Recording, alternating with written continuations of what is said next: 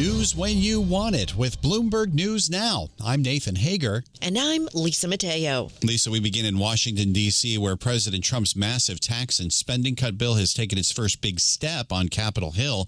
It's moving on to the Senate after the mix of tax breaks and cuts to social programs passed the House by the thinnest of margins. House Speaker Mike Johnson says he's confident it will get done.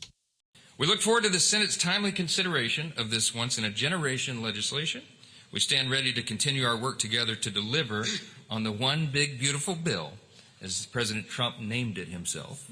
We're going to send that to his desk. We're going to get it there by Independence Day on July 4th, and we are going to celebrate a new golden age in America. But before that happens for House Speaker Mike Johnson, lawmakers may have to satisfy bond investors. The yield on 30-year treasuries is back above 5% on concerns the bill will add to the nation's already ballooning deficit. Seema Shah is Chief Global Strategist at Principal Asset Management.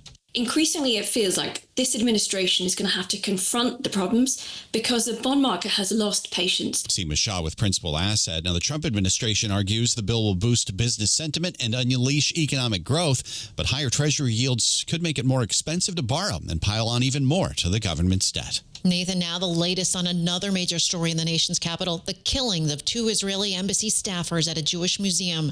The suspect, 31-year-old Elias Rodriguez, made his first court appearance on 2 counts of murder of foreign officials and firearms charges. He didn't enter a plea, but interim U.S. Attorney for D.C. Jeanine Pirro says the case is being investigated as a hate crime and as an act of terrorism. This is the kind of case that picks at old sores and old scars, because these kinds of cases remind us of what has happened in the past that we can never and must never forget. Interim U.S. Attorney Jeanine Pirro says the case is eligible for the death penalty, but prosecutors haven't said whether they'll pursue it. Israel's ambassador says the victims, Yoran Lashinsky and Sarah Milgram, they were about to be engaged in Jerusalem next week. Charging documents say the suspect told police he did it for Palestine. He's been ordered to remain in custody until his next hearing, June 18th. Lisa, the Trump administration is revoking Harvard University's ability to enroll international students. It says thousands of current students either have to transfer to other schools or leave the country. The Department of Homeland Security says Harvard's created an unsafe campus environment by allowing anti-American pro-terrorist agitators to assault Jewish students on campus. Former Treasury Secretary Larry Summers is president emeritus at Harvard.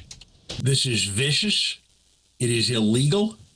It is unwise, and it is very damaging. Why does it make any sense at all to stop 6,000 enormously talented young people who want to come to the United States to study from having that opportunity? Former Harvard President Larry Summers told Bloomberg, quote, "This is the stuff of tyranny." The Homeland Security Department's also accusing the university of coordinating with the Chinese Communist Party, saying it hosted and trained members of a Chinese paramilitary group as recently as last year. Well, meanwhile, Columbia University, also under continued scrutiny by the Trump administration, a government inquiry has found the Ivy League school violated federal civil rights law by acting with deliberate indifference toward the harassment of its Jewish students.